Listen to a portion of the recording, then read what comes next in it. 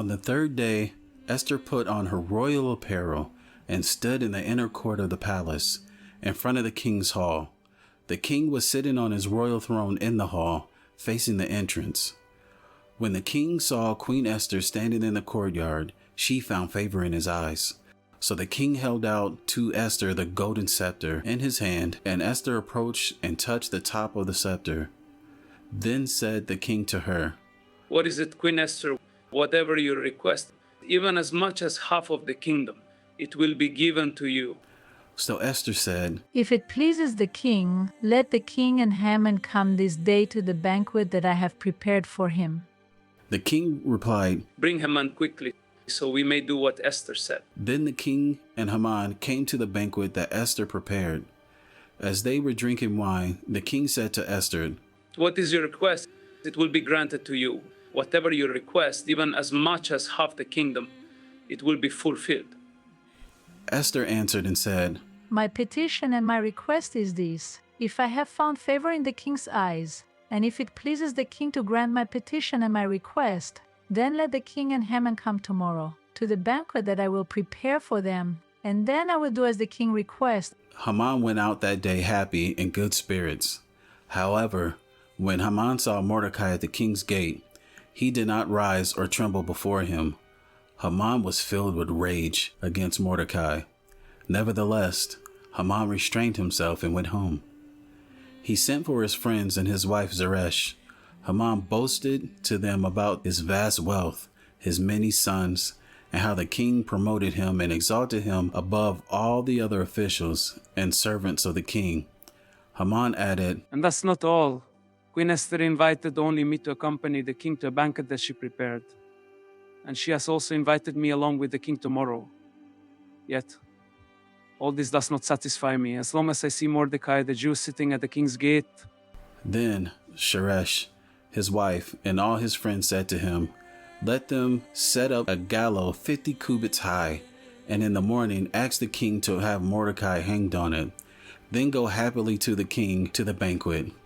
This idea delighted Haman, and he ordered the gallows to be built. That night, sleep deserted the king, so he ordered the book of the Chronicles, the record of his reign, be brought in and read before the king.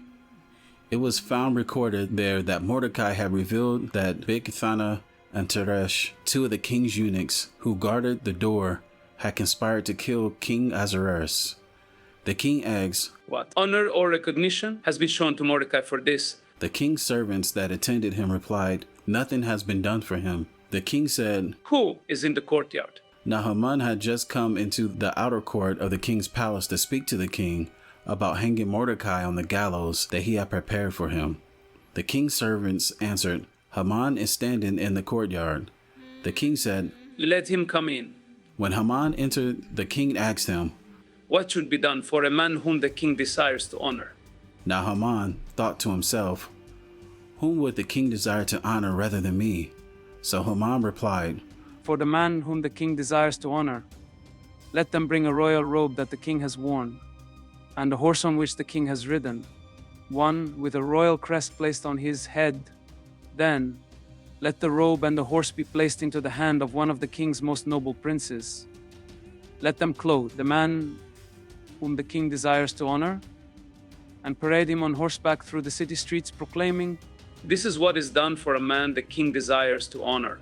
The king said to Haman, "Go quickly. Take the robe and the horse, just as you suggested, for Mordecai the Jew, who sits at the king's gate. Do not neglect anything that you recommended." So Haman took the robe and the horse, rode Mordecai, and paraded him through the city streets, proclaiming, "This is what is done for a man the king desires to honor." Afterwards, Mordecai then returned to the king's gate, but Haman rushed to his home, grief-stricken, with his head covered.